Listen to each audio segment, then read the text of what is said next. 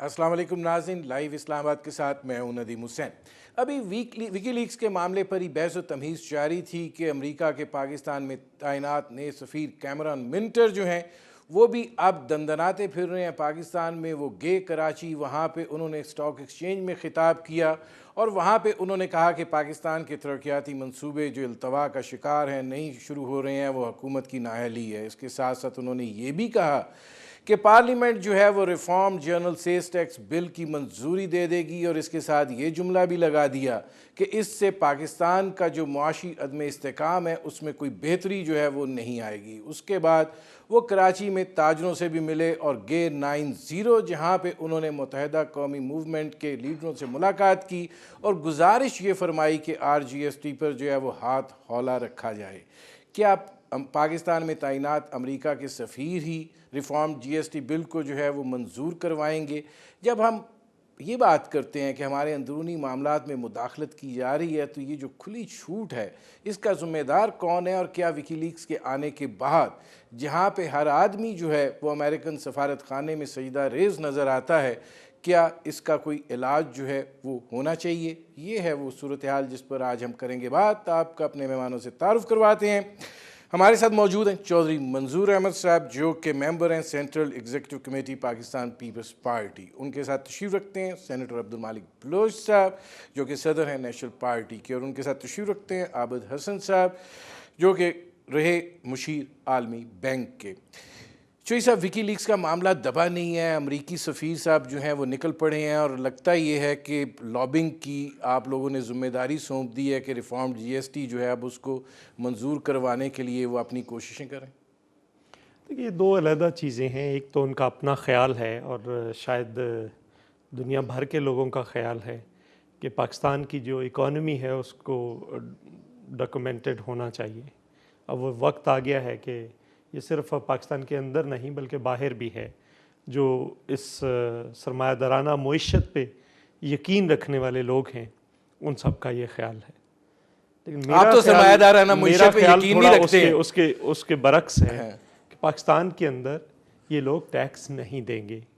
कभी यहाँ पे रवायत नहीं रही, चूँकि पाकिस्तान की जो सरमायादारी है वो एक्चुअली मार्केट में लेट दाखिल हुई है, इसलिए वो बुनियादी तौर पर बिजली चोरी करके, टैक्स चोरी करके, गैस चोरी करके अपना मुनाफा बचाती है और उस मुनाफे का कोई अंत नहीं है और उसमें से कुछ भी इस रियासत को देने के लिए तैयार नहीं है।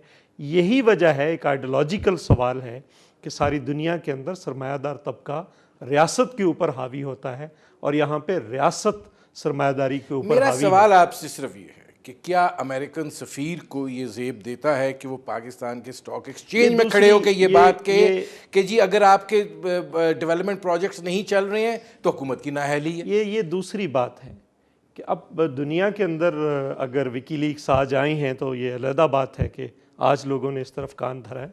वैसे तो वो हमेशा से इस ना सिर्फ पाकिस्तान के अंदर बल्कि जहाँ जहाँ पे भी हैं वो वाशराय के तौर पर मूव करते हैं। आप ये तस्लीम कर रहे हैं कि वो यहाँ पे वाशराय के तौर पे यहाँ पे ही नहीं कर रहा, मैं दुनिया के अंदर कह रहा हूँ कि क्या है, ताकत का उसूल है ना इस वक्त, तो ताकत इस वक्त उनके पास है। अब्दुल मालिक साहब, क्या ये रवायत कह रहे हैं कि दुनिया भर में ही है, लेकिन ये पाकिस्तान के अंदर जो ये सिलसिला है, मतलब मुझे ये हैरत होती है कि वो जब ये बात कहें कि पार्लियामेंट जो है वो रिफॉर्म GST बिल जो है उसको मंजूर कर लेगी, जबकि अभी वो एक मुशावरती अमल से गुजर रहा हो, पार्टीज़ के अंदर अभी इख्तलाफ राय मौजूद हो, और अमेरिकन सफ़ीर ये बात करके क्या मैसेज देना चाह रहा है? मैं समझता हूँ ये शायद हम ये समझ रहे हैं कि नई बात है। ये मेरे ख़्याल में हमारी जो चाहे दाखिली पॉलिसियाँ हों या ख़ारिजी, उनका मंबा अमूमन अमेरिका ही रहा है। यहाँ चाहे पॉलिटिकल चेंजेस आते हैं वो भी उनकी मंशा से आते हैं, चाहे हमारी जो अस्करी यहाँ जितने आमिरियत लगे हैं तमाम आमिरों को उन लोगों ने प्रोटेक्ट किया है। अब मैं समझता हूँ कि पहले तो एक एक्टर था, अब पाकिस्तान की सियासत में सऊदी अरब भी इन्वॉल्व है, इवन UAE भी इन्वॉल्व है और बरतानिया इन्वॉल्व है। और ये विकी लीग से पहले भी लोगों के तजिया थे, अब उसने इसको मज़ीद जो है ना साबित किया कि पाकिस्तान की चाहे पॉलिटिकल लीडरशिप हो चाहे अस्करी लीडरशिप हो, वो ٹوٹل جو ہے نا ان کے رحم و کرم پہ چل رہے ہیں. اور آج اگر اس نے یہ بات کی, میرے لیے کوئی نئی بات نہیں ہے. اور بے بسی کی ایک تصویر نہیں ہے کہ مطلب کس حد تک یہ محتاجی کا اس کی ریزن سب سے بڑی وجہ یہ ہے کہ آپ نے تمام چیزوں پہ اپنے آپ کو ڈیپینڈنٹ کیا. آپ کی جو شروع سے ایک ویلفیئر اسٹیٹ کا جو کنسپٹ تھا, آپ نے تو اس کو امپلیمنٹ نہیں کی. آپ نے ایک سیکیورٹی اسٹیٹ ڈیولپ کی.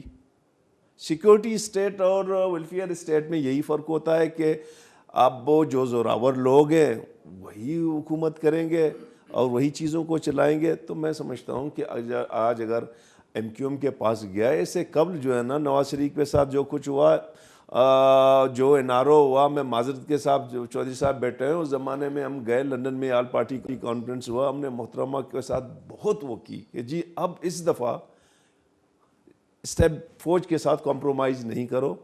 Late the people to decide کہ یہ ملک عوام کے لیے بنایا ہے یا فوج کے لیے بنا ہے. Nawaz Sharif compromise, Peoples party compromise کر کے, باقی طاقتوں نے یہ فیکٹ آف لائف ہے جی, ان کو ہم ڈینائی نہیں کر سکتے ہیں.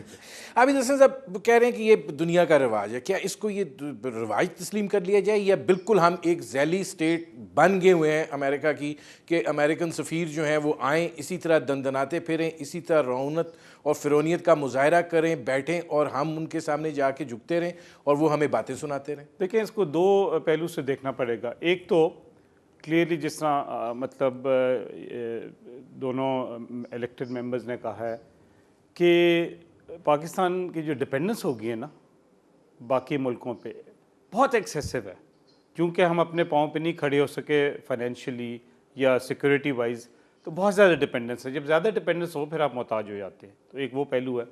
تو اس میں اس کانٹیکس میں کوئی اب یہ کوئی حیرانگی کی بات نہیں ہے کہ جس پہ آپ کی سب سے زیادہ ڈپینڈنس ہے اس کا ریپرزینٹیو جو ہے پھر بہت اہمیت رکھ لیتا ہے آپ کی ڈومیسٹک پالیٹکس میں, ڈومیسٹک ڈیسیژن میکنگ میں. دوسرا آپ یہ بھی پہلو لے سکتے ہیں کہ امریکہ بہت ایڈ دے رہا ہے پاکستان کو. مطلب اگر آپ جنرس ہوں تو کہیں کہ بھئی as a friend of Pakistan وہ ایڈوائز کر رہا ہے کہ دیکھیں اپنا ٹیکس سسٹم ریفارم کریں, کیونکہ آپ کے لیے اس ملک کی لانگ ٹرم سٹیبلٹی اور گروتھ کے لیے یہ بہت ضروری ہے کہ ٹیکسز کلیکٹ ہوں تاکہ dependence over time come who. But میں سمجھتا ہوں کہ کلیئرلی ایک طرف سارا جو ہے پولیٹیکل لیڈرشپ یا سوورنٹی کی بات کرتی ہے, پارلیمنٹ کے سوورنٹی, نیشنل سوورنٹی, وہ کچھ بھی نہیں ہے, کیونکہ ہم تو ایک لحاظ سے کھوکھلے ہو گئے ہیں گیون کہ ہم اتنا زیادہ ڈپینڈنٹ ہو گئے ہیں. دیکھیں اگر ملک فائنینشلی ڈپینڈنٹ ہو وہ کوئی ایسی بری بات نہیں ہے. فائنینشیل ڈیپینڈنس کی بات ہے نا, آپ 20 ارب ڈالر کی بات کر رہے ہیں, اگر آئی ایم ایف اور امریکہ کی ایڈ ملا لی جائے تو اٹ کمز ٹو $20 بلین. بات یہ ہے کہ ہماری کچھ ایسا میرا خیال ہو گیا ہے کہ ساری لیڈرشپ جو ہماری مین سٹریم پارٹیز ہیں وہ یہ سمجھتی ہیں کہ امریکہ کے بغیر ہم گورن نہیں کر سکتے. تو وہ بھی جو ایک سائیکلوجیکل ڈپینڈنس ہوگی نا لیڈرشپ میں کہ جی مطلب اگر ہم نے اس ملک کو گورن کرنا ہے تو امریکہ کی بلیسنگ ہونی چاہیے, امریکہ کی پرو ایکٹیو انٹرونشن ہونی چاہیے. اس لحاظ سے بھی میں کہ وہ اسٹیبلشمنٹ کو سنبھال کے رکھے. آئی ڈونٹ نو جو بھی ہے. اچھا اس میں شوئی صاحب وہ یہ کہتے ہیں نا مطلب روڈز ٹو اسلام آباد آر تھرو واشنگٹن. اب یہ جو سوال ہے کہ روڈ ٹو اسلام آباد تھرو واشنگٹن, اب عوام کا جو ووٹ ہے یا عوام کی جو رائے ہے وہ تو بیچارے اپنی مصیبتوں کے ازالے کے لیے کرتے ہیں اور اس کے نتیجے میں صورتحال جو ہے وہ یہ سامنا کرنا پڑتا ہے کہ محتاجی جو ہے اس کا خمیازہ بھگت رہے ہیں. دیکھیے یہ تو باتیں ہو سکتی ہیں, جو لوگ ہاتھ پھیلاتے ہیں ان کی کون سی خود مختاری ہو سکتی ہے. باقی تو سارا آپ جتنی مرضی جگلری لفظوں کی کر لیں, جب آپ ہاتھ اس طرح سے کر دیتے ہیں اس کے بعد آپ کے پاس کچھ نہیں رہ جاتا. باقی سارا کھیل تماشا ہے. اس ملک کے اندر کوئی بریگیڈیئر سے میجر جنرل کی کوئی ایسی پروموشن نہیں ہے جس نے امریکہ سے کورس نہیں کیا ہو. اس ملک کے اندر جہاں پہ انوالومنٹس ہیں, جس لیول پہ جو پولیٹیکل انوالومنٹس ہیں جو ابھی سامنے آ رہی ہیں, تو پھر جو لوگ لڑتے بھی رہے ان کے ساتھ کیا حشر ہوا ہے, کس طرح سے ذوالفقار علی بھٹو کو شہید کیا گیا, کس طرح سے باقی چیزیں آپ کے سامنے ہوئیں جن لوگوں نے سٹینڈ لیا. تو پھر یہ چیزیں اس نہج پہ پہنچی ہیں اور کہاں سے سٹارٹ ہوئی ہیں؟ خود جناح صاحب سے سٹارٹ ہوتی ہیں. قائد اعظم محمد علی جناح نے خود یہ سٹارٹ کیا تھا. اب امریکنز کی جو ہے, اب اگر آپ ڈپلومیسی کو اگر آپ دیکھیں تو پھر اس کے بعد جو وزٹس تھے اس وقت کے تو لیاقت میں علی جو خان کا جو حال وزٹ کی تھا، بات کرنا چاہتا ہوں، ان 2.5 لیاقت علی سالوں کی خان بات کا- کرنا لیاقت چاہتا علی خان ہوں کا کہ ہم نے سارا زور 2.5 جو ہے وہ سال- لگتا ہے کرپشن پہ لگا میری دیا. گزارش اگر سن لینا. ریسورسز کے اوپر لگایا جاتا ہے، اکنامک وی کیا ایم کے اوپر corruption؟ لگایا جاتا کیا ہے. کرپشن آپ بتائیں. مطلب اس وقت 2 کیسز میں سپریم آپ کورٹ کو میں چل رہے گزارش ہیں. میں آپ سے گزارش کروں، یہ سارے کا سارا فوکس ہم جہاں پہ جاتے ہیں نا اس چیز پہ آ جاتا ہے. میں آپ کو مجھے کیلکولیٹ کر کے دیں کتنی کرپشن ہے. جو ایکچوئل چیز ہے ڈیفنس میں کتنا جا رہا ہے، کتنے پرسنٹ جا رہا ہے، کبھی آپ نے بات کی ہے؟ کریں گے بھی نہیں. ایک آدھ وہ چیمے نے کی تھی، اس کے بعد حشر دیکھ کر کسی دوسرے کی ہمت نہیں ہے کہ کوئی بات کرے اس قسم کی. سیکنڈ، ڈیٹ میں کتنا جا رہا ہے، پھر رہ کیا جاتا آپ کے پاس. آپ کو ڈیولپمنٹ بجٹ کاٹ کاٹ کے چیزیں لا کر، چونکہ سارا فوکس ایک تماشا کرنا ہے، سارا فوکس ایک طرف لے کر چلے گئے، سارے لوگوں کی توجہ اور ساری گفتگو کا محور ایک نقطے کو لا کر کھڑا کر دیا ہے. مثلا اگر پریزیڈنسی کے، پارلیمنٹیرینز کے، کیبنٹ کے سارے بجٹ بند کر دیے جائیں، 3 ارب روپے کا فرق پڑے گا. میں عابد حسین صاحب وہ یہ کہہ رہے ہیں، باقی میرے پاس بھی اعداد و شمار ہیں، میں فگر ذرا آپ کے منہ سے سننا. میں یہ نہیں کہہ رہا، میں یہ نہیں کہہ رہا کہ کرپشن نہیں ہے، میں کہہ رہا ہوں کہاں پہ نہیں ہے. اب وہ کہہ رہے ہیں کرپشن نہیں ہے، ڈیفینس اور ڈیٹ سروسنگ یہ جو ہے یہ کھا جاتا ہے. ایکسٹرنل ڈیٹ کا تو اتنا زیادہ وہ نہیں ہے، انٹرنل ڈیٹ تو اب بہت زیادہ بڑھ گیا بینک بورنگ کے نتیجے میں. اگر فگرز کی اس میں دیکھا جائے تو آپ ان کی بات کو کریں گے؟ سپورٹ کی ایک سیکیورٹی اسٹیٹ بن گیا ہوا ہے اور ریسورسز جو ہیں وہ پراپر چینلائز نہیں ہو رہے. نہیں، وہ بالکل صحیح کہہ رہے ہیں کہ پاکستان اپنے ڈیفنس پہ ڈسپروپورشنیٹلی خرچ کرتا ہے، اور جو ڈیفنس ڈیلز ہوتی ہیں پوری دنیا میں